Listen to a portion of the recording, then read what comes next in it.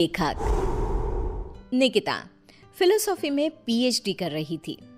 उसे किताबें पढ़ने का इतना शौक था कि वो किताबों और कहानियों में ही अपनी दुनिया ढूंढती थी।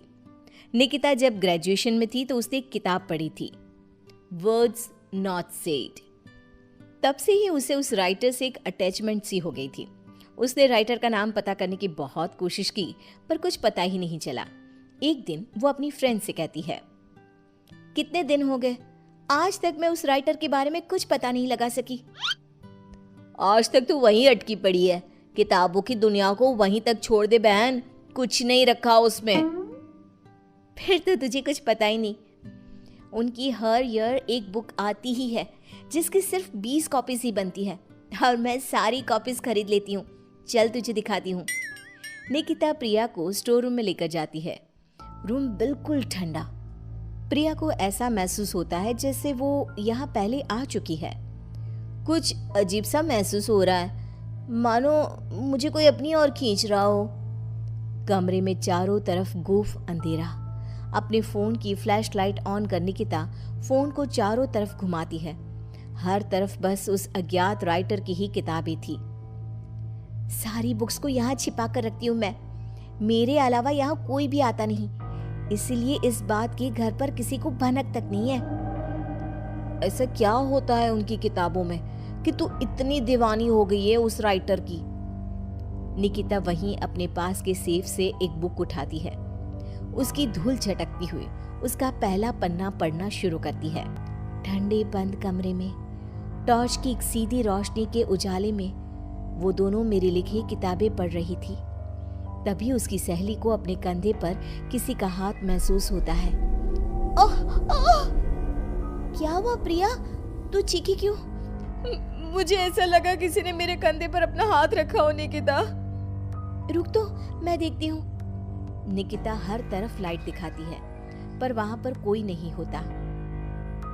देख तो, कहाँ कोई है यहाँ? छोड़, तू कहानी सुन। फिर उसे लगता है मानो एक भारी सा हाथ उसके सर को सहलाता है। क्या फालतू किताब है, बंद कर इसे, मैं घर जा रही हूँ। दोनों कमरे से बाहर आ जाते हैं। क्या हुआ यार, तू ऐसे अचानक बाहर क्यों आ गई? अरे कैसी किताब है यार प्रिया, तू जो कुछ भी पढ़ रही थी सब वैसा ही हो रहा था। अब समझ में आया तू खोई खोई सी क्यों रहने लगी है। एक मिनट, क्या वो राइटर मुझे भी जानता है? मेरे बारे में और क्या क्या लिखा है उसमें? दे मुझे वो किताब दे, मैं घर जा रही हूँ, वहीं पढ़ूंगी। मुझे जानना है कि फिर मेरे साथ क्या होगा।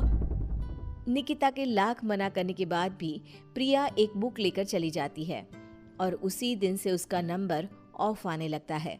अगली सुबह निकिता को अपने घर के गेट पर ही वही बुक एक एनवलप में रैप्ड मिलता है। एक हफ्ते तक प्रिया की कोई खबर नहीं मिलती। निकिता किताब का पन्ना पलटती है जहां प्रिया के गायब होने के बाद टू बी कंटिन्यूड लिखा था। अब मैं नेक्स्ट पार्ट का वेट नहीं कर सकती। प्रिया मेरे कारण ही गुमशुदा हुई है, पर मैं क्या करूं? निकिता एनवलप में आए बुक को खोलती है जिसमें एक एड्रेस होता है, एक ऐसी जगह जिसका नाम गूगल पर भी मौजूद नहीं था। पर निकिता बस पकड़कर निकल पड़ती है। पालन खेत। ये तो वही जगह है। मंजिल ने राही को ढूंढ ही लिया। निकिता जैसे ही बस से उतरती है, बस गायब हो जाती है। लगता है ये बस मुझे यहाँ लाने के लिए ही आई थी। निकिता रोड से जंगल की ओर बढ़ती है। अंदर चलते हुए उसे एक खंडर दिखता है जिसके अंदर वो जाती है। अंदर उसे एक लड़का डायरी लिखते हुए दिखता है। अरे आ गई आप, आइए। आप ही है वो राइटर? मुझे बताइए कहाँ है प्रिया? वहां देखो। निकिता देखती है कि दीवार पर प्रिया की तस्वीर लगी हुई है जिस पर हार चढ़ा हुआ है। प्रिया की फोटो के साथ वहां कई और लोगों की तस्वीरें भी थी। ये सब क्या है? मेरी कलम श्रापित है, मैं ना भी चाहूं तो भी ये चलेगी। जिस किसी का जिक्र ये करती है उसे मार कर ही दम लेती है। ये सिलसिला शुरू हुआ था जब मैं 16 साल का था। एक नदी के किनारे मुझे ये पेन मिली। मैं इसे अपने कबर्ड में रख कर भूल गया। फिर एक दिन अचानक कबर्ड से लाल रोशनी आई। मैंने उसे खोला तो पेन चमक रही थी और इसने लिखी मौत की दास्तां। मेरा सब कुछ इसने छीन लिया, सब कुछ। मैंने उसे खत्म करना चाहा, पर नाकाम रहा। मैं सब कुछ छोड़कर जंगल में रहने लगा, पर यह तब भी नहीं रुकी। तो इसे रोकेगा कौन? तुम नहीं मरी। बाकी जिस किसी का भी इसने जिक्र किया, उसको इसने निगल लिया। तुमने मेरी सारी बुक्स पढ़ी, उसे संभाल के रखा, पर तुम्हें कुछ नहीं हुआ। तुम ही वो मसीहा हो निकिता। मुझे बचा लो और इस खेल को रोक दो निकिता। निकिता पेन उठाती है। उसके पेन को पकड़ते ही एक औरत उड़ती हुई आती है और पीछे से उसे लिपट जाती है। उसके शरीर से खून बहे जा रहा था।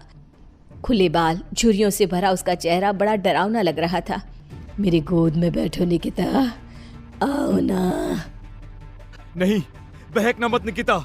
यही है पेन की मालकिन, रूहें खाती है ये। इसकी बात मत सुनो निकिता।